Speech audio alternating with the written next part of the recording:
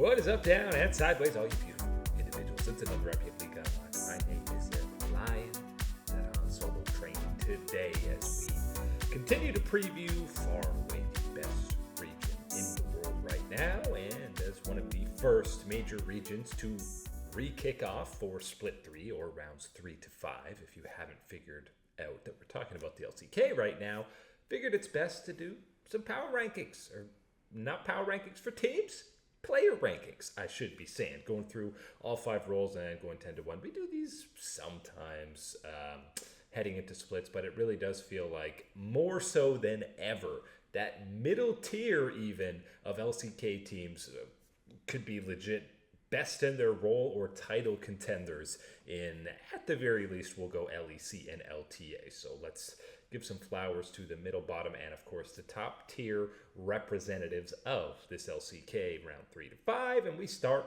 on that top side of things where we have some familiar meme lords, of course. We're talking Morgan, especially Lord Morgan. We know the ebbs and flows of him perennially being near the bottom 3 of top laners, but having a pop-off series against a top-tier team where the memes can fully be refueled with their juices. Dudu is a guy who we had a lot of hype for, and as you'll notice, the theme going on is disappointment at the hands of the DN freaks. Rich has been an MVP level guy, but now he's settled back into kind of what we expected on DRX. Not to say he still hasn't had some pop-off moments for sure. Perfect and Clear are again a couple of young guys, and there's a good mix of veteran and young talent in this top lane pool in the LCK right now. Perfect and Clear are guys who could definitely make a name for themselves heading towards that top 4, top 5 area. But main guy I want to talk about on here is Siwoo on D plus Kia. I think he is maybe the most important factor for D plus if they want to be that 4th seed contender in the LCK, as you know, it's been his rookie calendar year, if we're looking at it, heading into his 3rd split. Again, makes it feel less like a rookie, but this guy has hit the ground running.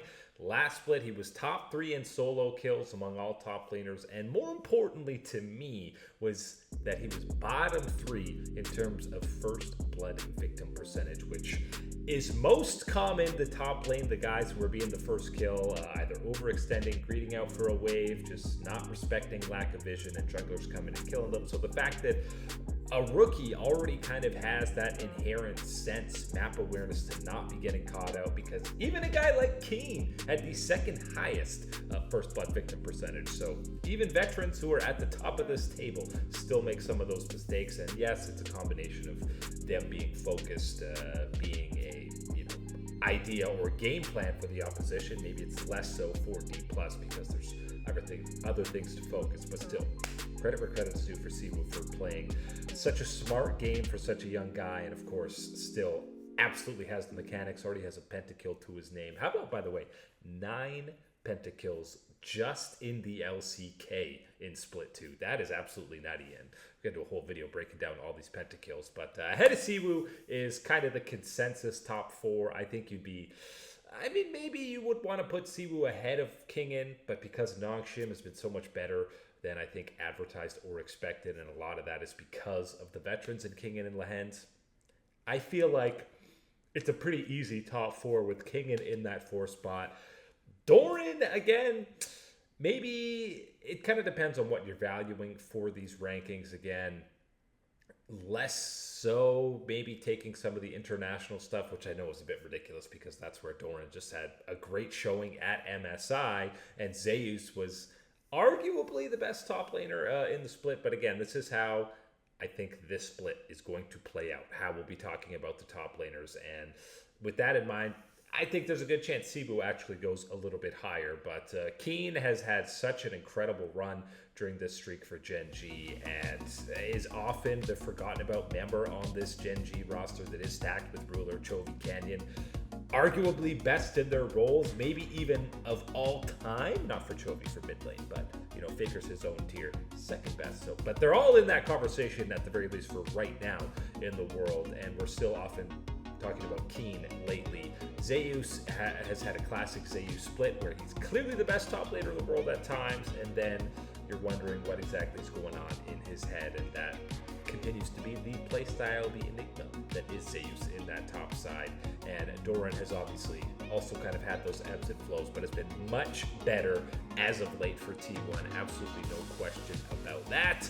Jungle side of things, the partner roles for these top laners, and who's often getting that first blood action. Again, we head down to the bottom, and obviously Krako was splitting some time with Hambach. They almost had 50-50. I think it was like 5 or 6 more games that went the side of Krako.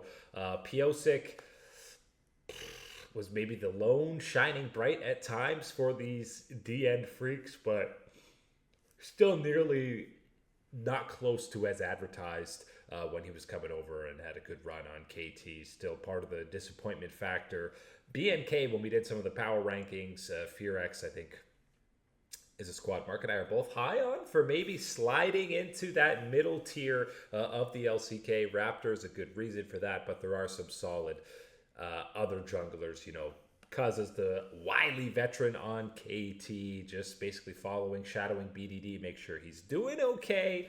And I think Gideon he's been around for now a couple of years, still seeing that growth and development, and has fit well on that Nongshim roster. And then Siwoo, or Lucid, is kind of in that same category as Siwoo, as this new era, new generation for D plus Kia. And again, outside of the big 3 junglers, who, much like top lane, listen, the theme of this list is Hanwha, T1, Genji are an easy top 3 lock for a lot of these roles. And I think Lucid, you'd be insane to not have in that spot right outside of the top 3. Even there were times you could maybe say he looked better than Peanut. There were times he most definitely looked worse.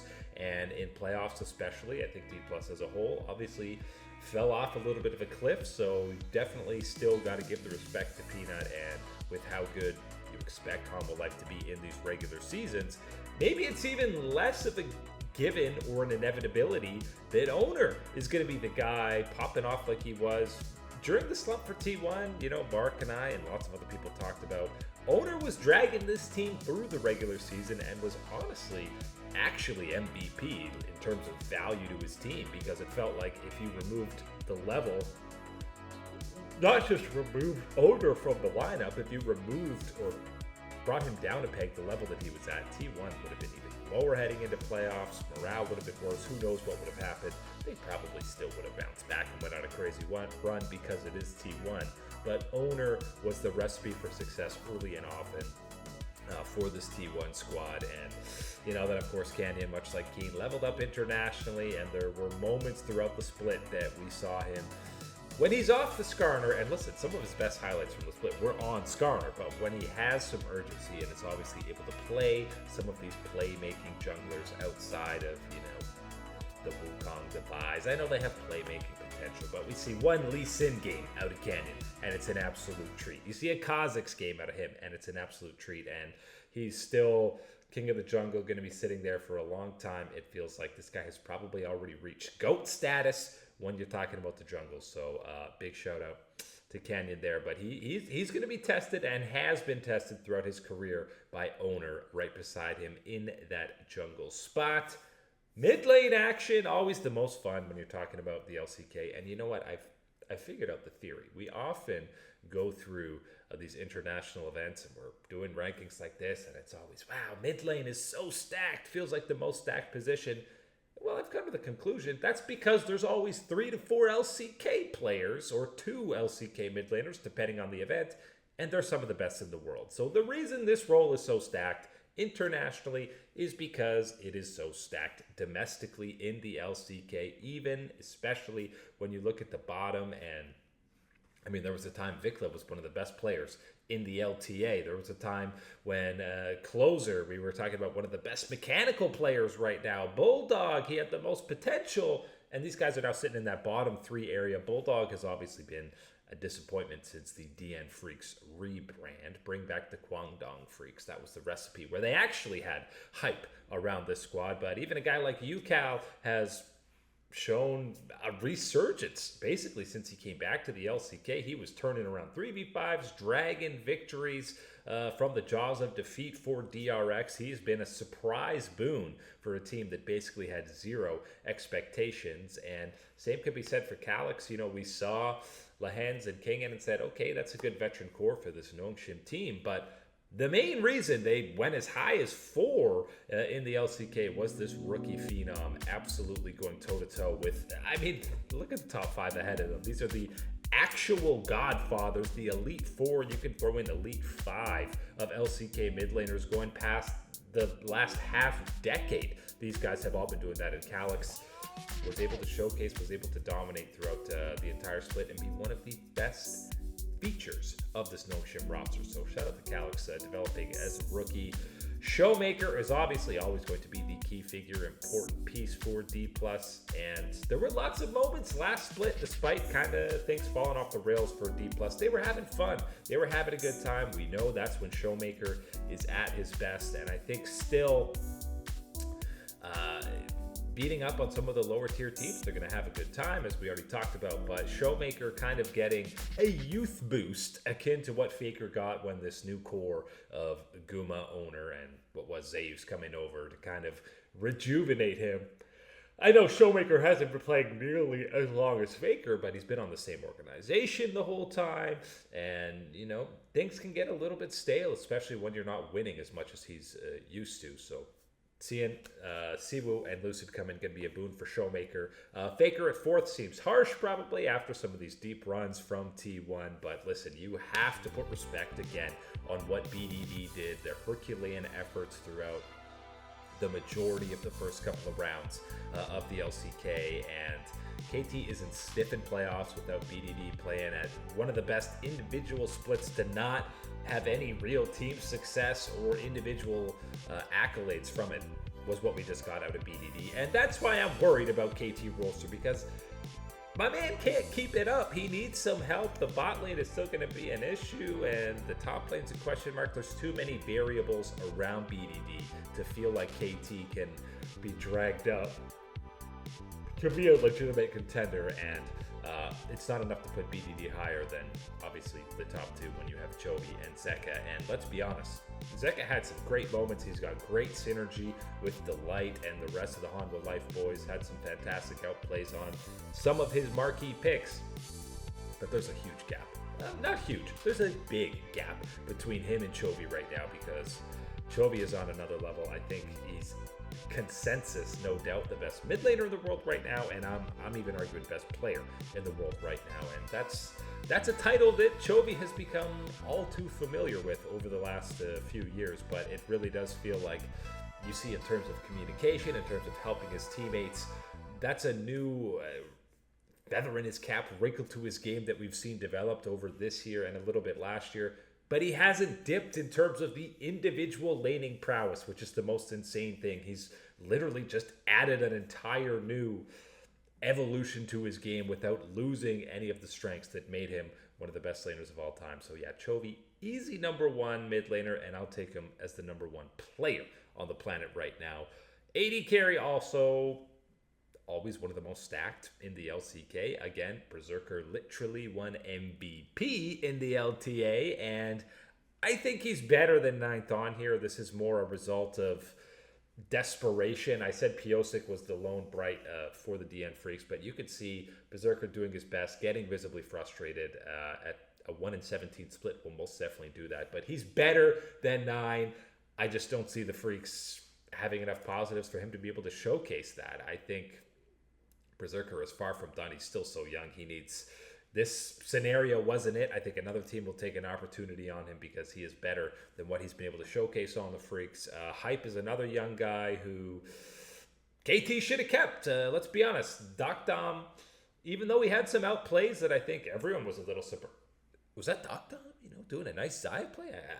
Because he's been a liability in the bot lane, and Hype, so young, you have no idea what the ceiling is going to be for him. Still could have been paired with his challenger buddy whatever, KT, you do your thing. Hype is going to continue to grow. Jiwoo is not the guy on Nongshim. They're absolutely the solo lane focused squad, and Lahans is also often saluting Jiwoo. Good luck in the bot lane. I'm going to go roam around and go 0-6 on support Elise. Maybe do something positive as well, but still going to get growth out of him. Still going to get growth out of Lazy Feel. I know Teddy came back and was getting a lot of starts for DRX, but Lazy Feel is hype, man. This kid's a little bit crazy and is willing to make the play to be the guy, win or lose. He'll either cost you the game or he'll win you the game. And we saw more so the positive side of that throughout. I know DRX didn't win that many games, but when they were, it was more often than not Lazy Feel playing at a high level. And I might even put him ahead of Aiming. I know Aiming is contentious one. We've gone from him having absolutely insane statistical seasons to some suspect positioning throughout his era on D plus Kia, and they still, a lot of the focal points and a lot of the play style of D plus is get Aiming ahead, feed him some gold, and just hope he'll take over team fights, and he does, still more often than not, but less so than what we were getting in 2024, and you have some resurgent young guns. I mean, Diablo has been, he was the guy talked about last split, and with good reason. No question after this year, he will not be on FearX because other teams are going to come calling for a big payday. This guy is absolutely fearless. How many times did you see the comms of his own teammates being surprised at the outplay that this guy was pulling off on multiple different champions? We know the Jinx spacing he had was fantastic. He's an absolute elite Kalista player, and like right up there with some of the big guys, the big three ahead of him in terms of faith that when this guy is fed, he's going to be able to carry a late game team fight and carry your team to victory. And that really is the number one thing you're looking for and want out of an AD carry. This is a foundational guy to build an organization around. He'll either be long gone from FearX or they're rebuilding fully around this guy as their focal point. I hope that's the case because you'd love to see a guy kind of stay with an organization that he made his name with, but we'll see how that ends up going. Gumayushi in the 3 spot obviously feels a little bit harsh, and then your eyes go up a little and you go, ooh, well, Ruler and Viper, both pretty damn good in their own right. And I know some people probably would want to put Ruler in that top spot. I think, again, this is an easy top 3, but the order for this one is a little bit trickier than any of the other roles. I still feel like even though Ruler had such a fantastic end of Split 2 and run through the midseason invitational, even when Hanwha Life was getting bodied, it wasn't Viper that you were saying, oh, this guy's underperforming. Viper, when he has a stable team around him, is one of the most, if not the most consistent AD carry that there is in the LCK, and that consistency is pretty much sustained excellence that we've gotten over the last couple of years. But I could see Ruler going number 1. I mean, who knows how this regular season is going to play out. I feel like when there's a lot of games consistently, Viper is an absolute, the more games, the better, and the consistency is going to even out for him. So I think Viper is going to be sitting atop this table, and who knows when playoff rolls around, because as we know, Guma is one of the most clutch players in the league when the stakes are at the absolute highest, but he'll coast a little bit through the regular season. But again, absolutely no question that these are your top 3 bot laners or AD carries in the LCK. I think the top 3 is a little more, it's not really more contested when you're talking about supports, because again, it's an easy Kyria in that top spot, and that was further demonstrated internationally, even before T1 went on the incredible playoff run to even qualify for MSI. Kyria was having some Netso games on Bard and some other picks that he's not always continually signing up for, but yeah, he continues to be the best support, I'm gonna say, in the world right now, especially when he's on form like he has been recently. Duro's been, I don't want to say a bit of a surprise, but it's been a surprise how quickly he has developed and grown from the early days of the LCK Cup or Split 1, immediately him being the liability, the scapegoat for the star-studded Gen G, to now he's standing out in this field of absolutely star-studded veterans. And you're talking about him making game-winning plays on multiple champions and having the confidence to be the one pulling that trigger, making that engage, saving a teammate during a team fight. Try and say that 15 times quickly. And so much so that he's usurped Delight on this list, who we know is the king of setting up wombo combos, finding these engages for Honda Life. No team has more highlights of insane team fight synergy than this Honda Life roster. And a lot of that is because of what Delight is doing to set things up, and was the same case when he was on Gen G as well. And behind that top three is absolutely Lehens.